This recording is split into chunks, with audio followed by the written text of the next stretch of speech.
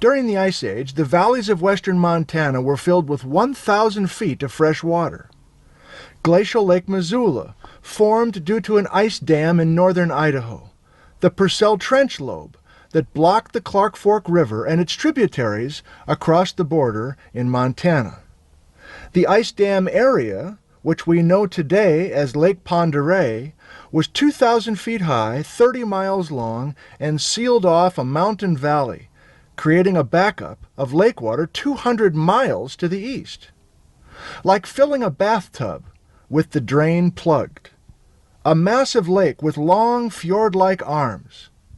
A southern arm that sat in the Bitterroot Valley to Hamilton, below Trapper Peak. An eastern arm to Drummond. A northern arm into the Mission Valley and the Mission Range. As the water deepened behind the dam, the pressure built against the ice sheet.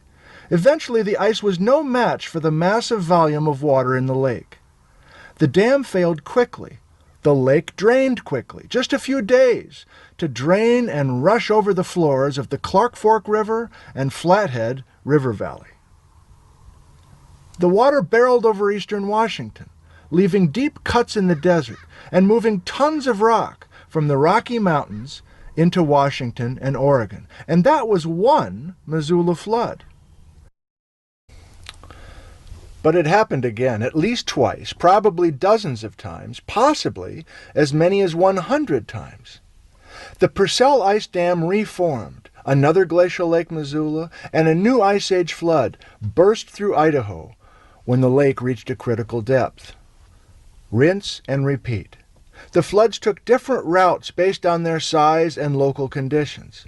In the channeled scablands of eastern Washington, thick deposits of loess, wind-blown silt, were swept away. A surprising amount of basalt bedrock was removed by the Missoula floods, leaving impressive box-shaped canyons like the Grand Coulee, with dry falls, fields of giant current ripples, huge potholes drilled into the bedrock. My God, how big were these floods?